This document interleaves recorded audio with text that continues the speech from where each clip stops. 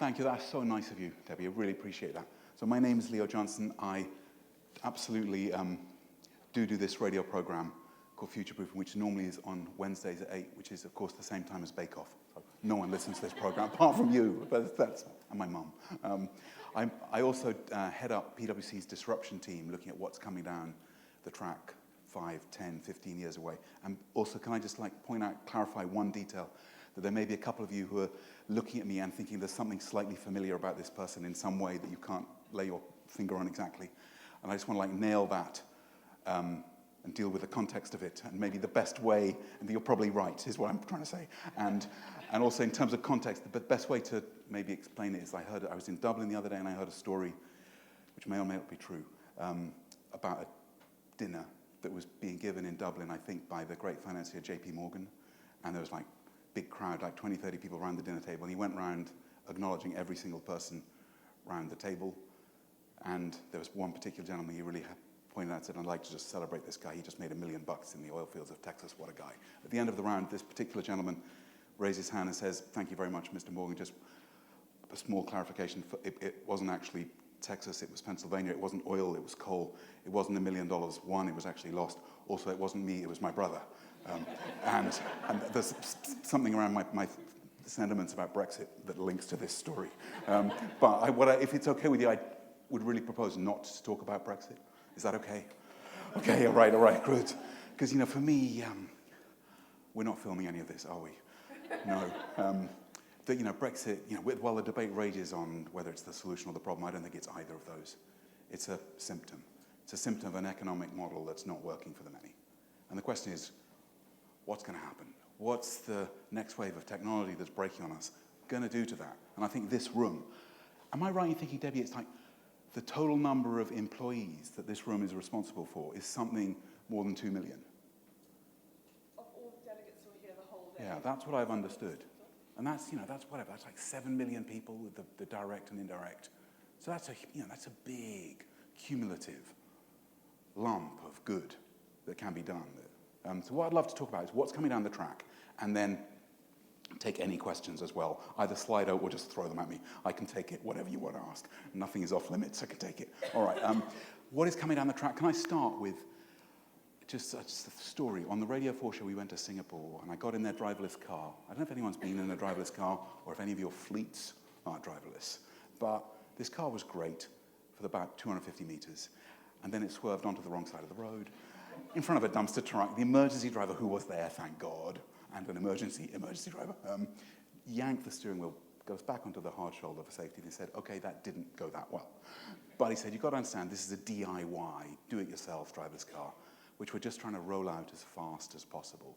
$7,000 off-the-shelf supermarket technology, infrastructure neutral, just a bit of LiDAR on the roof of the car. Any of us could have it on our cars. We went back to the ministry, and the Permanent Secretary for Transport then laid out the vision for Singapore, which will define Singapore. And it's step 1, driverless cars. Step 2, vertical takeoff and landing vehicles, a multimodal system, part of UK airspace strategy post-2035, by the way. Step 2, after the cars, is then to fully automate the economy. Step 3 is then to put all citizens on universal basic incomes, where you essentially pay to engage fully with Netflix in all its glories. Step 4 is then, with Northern Jakarta quietly going underwater from climate change, to use blockchain-based facial recognition technologies to close off the city gates to migration. So you've got there some interesting dynamics. You've got a ripple from the technological into the economic, into the social, into the political. And you've, of course, got a reshaping of the world of work. What I'd love to talk about is, I think, this point of inflection that we're at. I think we've got a delta that we're at between the upside and the downside that is as big as it's ever been in human history. And what I'd like to do is, if it's okay with you, I want to sketch out the maximum of the upside and the maximum of the downside, which involves looking at the downside. Are you okay with that? Okay, tell me if you really get bleak, because I was told to do a seriously uplifting speech, and this is going to be seriously downlifting. It's going to be really downlifting for a bit. Okay. Okay. So, there's this whole set of exponential technologies that are kicking off. let's just get a mood of the room. Are driverless cars going to happen in our lifetimes? Yeah. VTOL, vertical takeoff and landing craft? Yeah, I mean, 2 years ago, it looked like a joke. Now, I met a guy the other day who's, by the way, got a flying bicycle project, electric bicycle. Sounds laughable now. Maybe it's going to happen. If anyone's got any cash, I'm looking for cash to put into it. Okay, what else? Let's talk about aging. So take a look at the person nearest to you and ask yourself the question, how good are they going to look age 90? Okay? Because you've got people like Aubrey de Grey, massive beard, synthetic biologists, who says they will look better, even better, okay, than they do now. Okay, because there are these stem cell rejuvenation techniques that are starting to look pretty good. Because, according to him, if you think that the natural course of things is that we are born and then we work and then we die, you are, this term, which is the term of the future, deathist, okay? That it's not actually in our nature to die. We just got some bugs in us that haven't quite been worked out, and we're more really like the giant redwood trees in Sequoia in California, which, they just fixed a little bit of the glitches. They put a bit thicker, bit better tannin in the bark to ward off the insects, interlocking set of roots so they didn't fall over in the earthquakes. They just keep on keeping on. They don't die. And Aubrey de Grey says, if you're under the age of 50, which it's obvious that everyone in this room is by quite a margin, you've got a 50-50 chance of achieving this thing called longevity escape velocity, which is if you're a pension fund, or if you're involved with a business where your employees kind of hope they've got a pension, some of the scariest words in the English language, because LEV, longevity escape velocity, is this notion that medical improvements, welcome trust, we thank you. Medical improvements are improving life expectancy, right now about 7 hours per 24. And with big data, with optogenetics, with epigenetics, for AI, for cancer detection, we haven't nailed any one of the 7 deadly things that routinely kill us, but we're getting pretty good. And we're going to reach a point where it goes beyond 7 to 19 to 25 to 27 hours of life expectancy improvement per 24, at which point, when you wake up in the morning, guess what? The clock on your car, the mileometer has been wound backwards. There is more of you left to give, okay? You become the gift that just keeps on giving. To your kids, to your grandkids, to your great-great-grandkids, none of whom will ever have a house. Let's be really clear. Let's get that straight to begin with. And, by the way, for one pension fund where we model the impacts, even capping it at non-exponential medicine, just the rate of life improvements that antibiotics had capped, if we had that again, it was a 40% increase in their liabilities, or a £28 billion hole. In other words, a bust pension system. Before you get too gloomy on that, by the way, we've actually got it pretty good. In Russia, as I understand it, the pension age is a cunning 7 years after the average life expectancy age. Okay, just so we got it pretty good. Okay, what is the point with all of this stuff? There's some exponential technology kicking off that promises to do some interesting stuff. Let's just deal with the elephant in the room also, AI. Is AI in our lifetimes going to get smart? I mean, how smart? Really smart? Smarter than this very smart room? Some confident yeses. Okay, so there's a guy I've spent a bit of time with called Zoltan Istvan, who ran for president of the USA. As you know, he didn't win. But his party is the Transhumanist Party, and he just does a simple piece of maths to bolster support, which is the rate of brain growth. The intelligence superhighway, there's 2 objects traveling down it. One is us, with a human brain that's doubled in size, which is magnificent, but it's taken about 600,000 years. The other is the computer brain. Guess how long it is taking to double in size? Roughly 18 to 24 months, so call it 2 years. In other words, we got an object behind us in the rearview mirror that's actually traveling 300,000 times faster than us. And if we think at this snapshot in time that this object is going to remain behind us in the rearview, it may be that we're wrong. It may be we're wrong. And when it gets smarter than us, it's going to suddenly get a lot smarter than us. And we will indeed look not very clever. I went down to the Libre lab, where Elon Musk is setting up the brain-computer interface project. which is, you counter the machine. You deal with it by equipping human beings with that computer intelligence available to them round the clock through implants. And I saw Carmen the mouse, which is a nice mouse, with a little thing protruding out of her head where they are implanting essentially computer brain that the brain recognizes as brain, no immunoreaction, and Carmen can be navigated, moved, turned on and off, and basically can access an entire network of computer intelligence.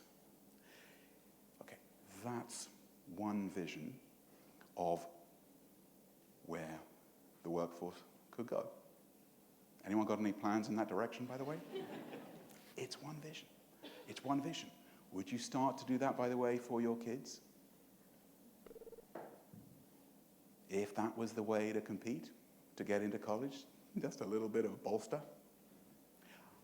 Let's park that.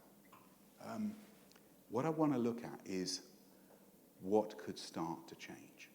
And I think this set of exponential technologies kicks off a wave of direct disruptions that you can already see some signs of in the workplace.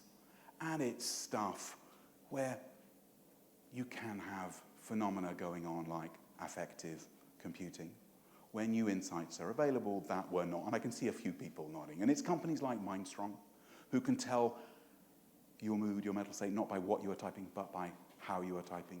Keyboard analytics. Are you a little clunky with your alt tabs? Is there some rage implicit in the way you keep on making errors as you are correcting?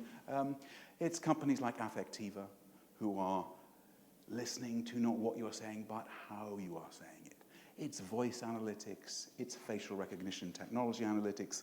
The Chinese government have got an application that does facial imaging and then monitors blood flow of the face to identify stress and potential terror outbreaks. There's all sorts of effective computing trends that you can start to see moving into the workplace. And underneath them, implicit with them, I think is this question of trust, which came up in the last panel. Do we have a workforce that's there to do the job? And we're going to monitor them, and we're going to check them, and we're going to make sure that performance is on target. Or is there a subtly different approach that's available? And what I'd just like to point out, I think, is a scenario that could ripple out from a deployment of technology which is tech first. If we build a society where we're actually deploying technology with the goal of creating shareholder value for the technology companies, if we're solving for tech rather than with tech, then I think we could start to see some ripples. And I think there's ways of disruptions that could start to cascade down on our businesses. The first is the direct, that we got a whole load of businesses that are based on the good old mass production principles that Henry Ford ushered in. Talk about the 90s practices. We've got the 1890s practices and the 1910s and the 20s that are still the rump of the business model. And it's high volume, low margin businesses that have a centralized model that's highly expensive, that's got a long compliance chain, and it depends on break-even numbers. It depends on pumping the volumes up, and once you hit those break-even numbers, everything looks good. And that type of model could start to look vulnerable. If you take a short-haul flight, London to Barcelona, what's the total profit of the flight? More or less than $10,000. It's about 600 quid, the total profit of the flight. If you take a bank, okay, a UK bank, the top 5% of the client base, the whitest collar 5%, what percent of the total profits of the bank do they contribute? It's about 150. I know the maths doesn't sound good here. The long tail of the bank is loss-making. And the risk is that if AI starts to get really smart, a couple of things happen. First, aggregate demand in the economy goes down. We've got a whole load of businesses that depend on those margins, which are wafer thin, getting met. And if aggregate demand goes down in these sectors, it starts to look tough. But the real issue then is the ripples that follow from that. Because if we have at the national level AI beating down a lot of jobs because it's deployed just to save money, then you start to see the possibility of doom loops. If the Oxford Martin School project 47% of US and UK white-collar jobs gone by 2035, that's of this room, half this room. Basically, this half, you're all gone. 2035, that is. If that happens, and if globally, as the World Bank, where I used to work, projects 69%, the risk is aggregate demand takes a hit. And a lot of business, based on that mass economics model, start to feel the pinch and start to go out of business. And it's, of course, the ways of the Thomas Cooks and the ways of the malls, all of these businesses with their critical occupancy ratios where they can't cover the costs. But at the national level, you see these ripples. You've got a national balance sheet that's going to take a double whammy if we have this tech solving for tech model. It's going to have less money in from rates, business taxes, and it's going to have more money out from adult social care costs for an aging population and for welfare. And if we think, this is the last time I'll mention the word, that Brexit is the symptom of an economic model that's not working for the many, the risk is we'll have tailwinds behind that. There'll be more challenges to a system where the state doesn't appear to be delivering, where taxation doesn't appear to be generating representation. I was told to be uplifting, so let me just take you a little darker, because it doesn't end there. That, of course, gives rise to populist challenger political movements, and of the left and of the right, they've both got potential doom loops baked into them. Of the left, where the bond markets will penalize your budget overspend. Of the right, where protectionism creates economic downturns, that creates more job loss, that creates more protectionism. But the real challenges are external. The real challenge is this model of Henry Ford that we've had, this efficiency-based, pump up the volume model, has, of course, created a carbon burden out there. The World Bank projects there's going to be 4.9 billion people in Asian and African megacities by 2035. And what are those places going to be like? They're going to be places where you've got a lot of young people with an infrastructure that essentially isn't prepared for them. 200,000 people a day fleeing the broken countryside for the megacities. And they're going to be exposed to sudden or gradual climate shocks. And this isn't just third world, emerging markets. This is developed territories as well, where you're starting to see this phenomenon. And the projection is, from the bank again, 140 million climate refugees by 2040. Cornell says 1.5 billion by 2050. At which point, business and society starts to look very different to what it looks like now. And the whole notion of the open borders, liberal trade, free movement of goods and people starts to get challenged, let alone the budgets of the businesses that we depend on. Okay. Do you want me to stop there with the downside? Okay. Marilyn Monroe, that great futurist, actually, little celebrated, said the following thing, that sometimes good things fall apart so that better things can fall into place. I think we've had a good thing. You know, fossil fuel-driven mass production lifted hundreds of millions of people out of poverty. Is there a chance for something better to fall into place? And what I'd love to do is tell you a story that maybe will seem completely, out to lunch. But I live in Brent, God's borough of Brent, and I do a lot of transition town, local community stuff there, and I came across the food bank Soufra, and through them encountered a thing that made me actually feel really crazily optimistic. So one day, Soufra gets a visit, and it's from a Somali kid called Sammy, who was then aged about 15, and his mum. And he says to them, I've got an idea. About a month previously, Sammy had gone to school. His mother had gone to check he'd made his bed. They live on the North Circular Road in St. Raphael Estate, Stonebridge Park. Really tough area.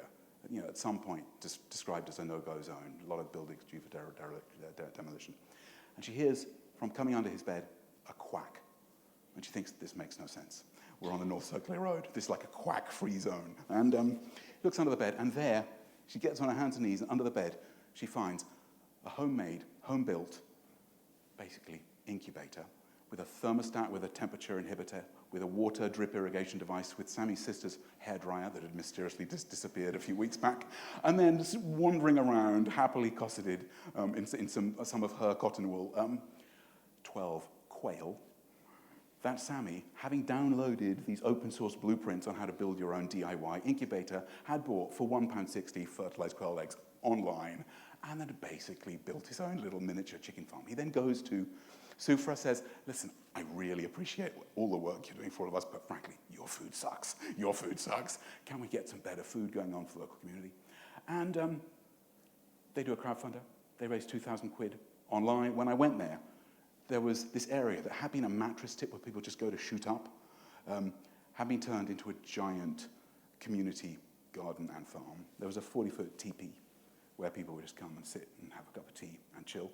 There were quail. There were 33 chicken, though one of them had just been killed by the fox. There was also a huge number of pheasant coming in and out, because Brent needs more pheasant. It is well established. There were a lot of volunteers as well. There was one particular bank that will not be named that had come in and were volunteering, and Sammy said, I'm really happy they come.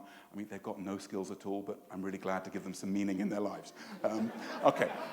What is the point in this crazy story? It's a couple of things I'd like to just eke to squeeze out of this random story. One is that there's something of a revolution going on in terms of that old phrase, the means of production. What allows people to make things, what allows people to manufacture. And it used to be the factory. And you used to have to be a captive industry to own the factory. It ain't the case anymore. It's not zero barriers to entry at the moment. I'm trying to learn how to code. I'm actually finding it really hard. I'm learning how to chisel as a backup skill as well.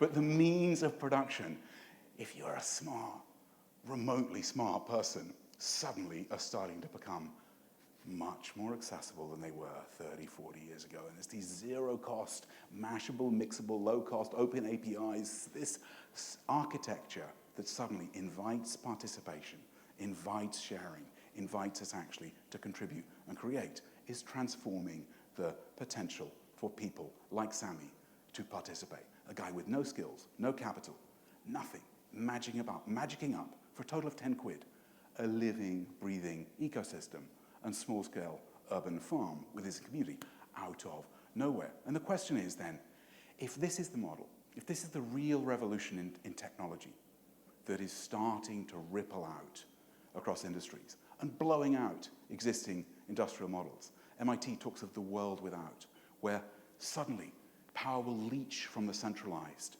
institutions and go down to the bottom, to the small scale, that will use these architectures to create their own.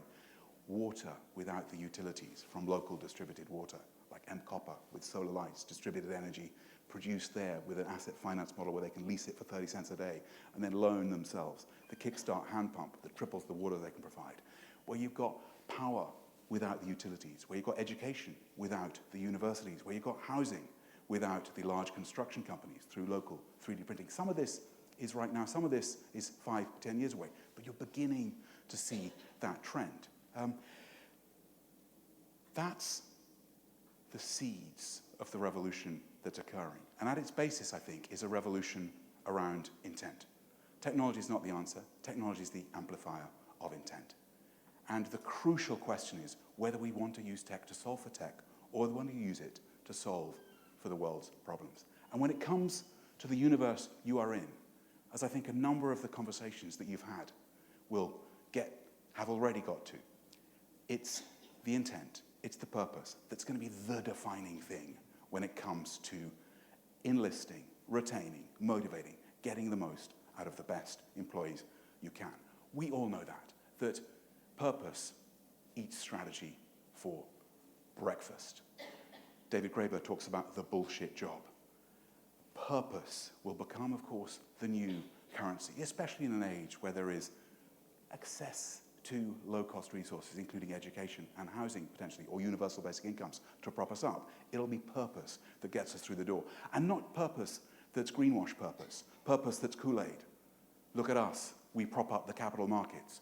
It's got to be purpose that actually motivates, purpose that's granular, purpose, if you take in fashion with a company like Reformation, where they actually assess and monitor and are transparent about their impact on the sustainable development goals. So I think that's the fundamental shift that is starting to occur. And we're at the earliest stages of it. And what I'd like to do is just throw out a few examples of, for me, some of the companies who are starting to already show how you can unlock within the corporations, within the incumbents as well as the innovators, the type of cognitive surplus, the type of talent that can really motivate and get those results and create the virtuous circle where you continue to achieve your purpose and get the best people in. So what does that look like?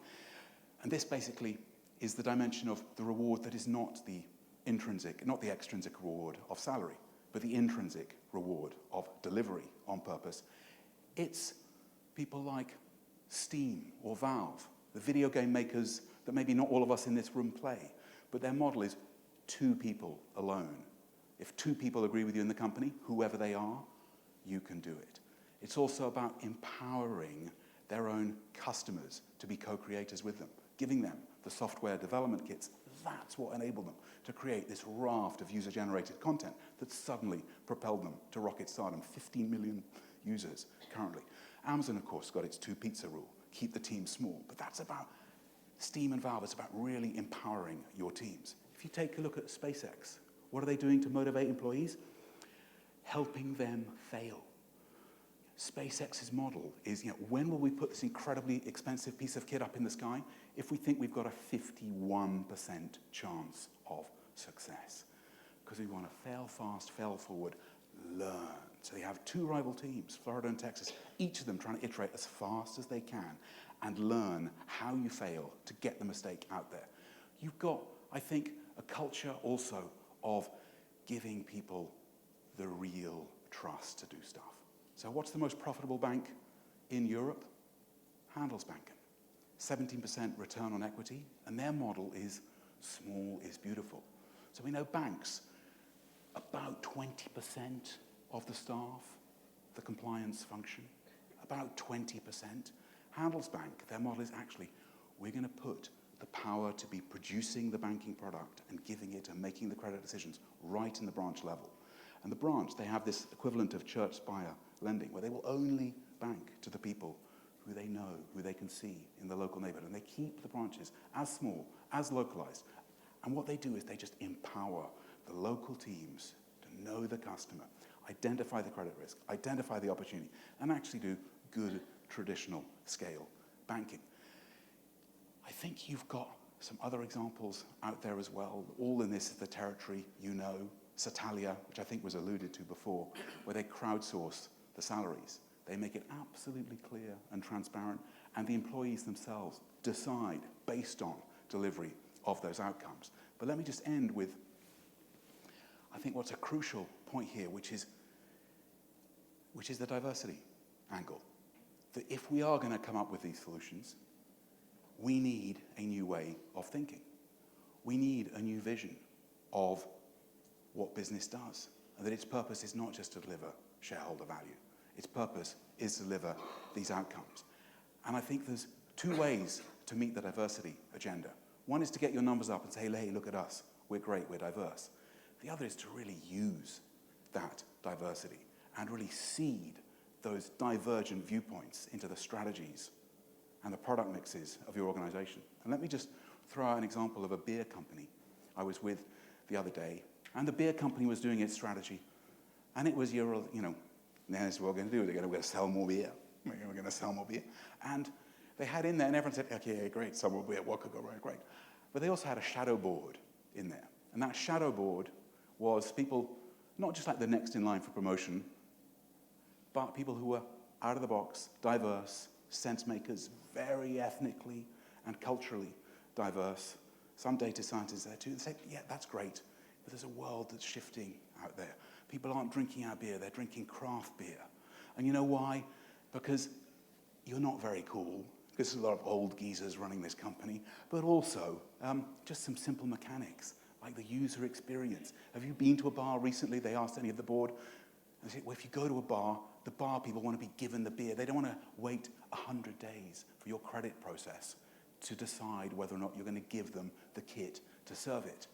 So maybe then you can do something smart.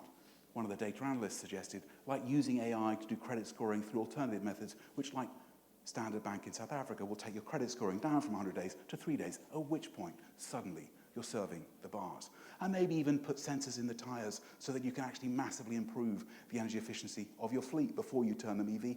And maybe even use Twitter and sentiment analysis to predict not just which are the most popular bands and make sure that you're there for the bars around there when they're playing, but when there's going to be a football match that these particular teams are showing in the sunshine, and you can flood that particular bar with the local F. What's my point here?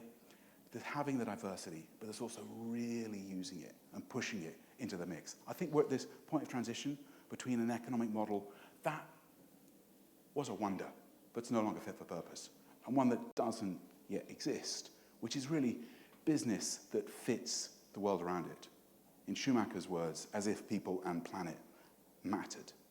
I think right at the heart of it is unlocking the talent, the surplus, the cognitive surplus of all the people, internal and external, to the firm, and galvanizing it around that intent. And if we get that in place, and I think there's huge pent-up desire within people to do that, then my hunch is that Marilyn notion of something better coming into place could well be right. It might not just be better, it might actually be way better. The people might actually look back at this life where we got on suits and we worked 40 hours a week for 40 years, and then we got a promise of a pension, and then we died. They might look back at this life, our kids, our grandkids, think, you guys, what were you thinking? Okay, and on that note, any of you who are still conscious, thank you very much indeed for having me. Thank you.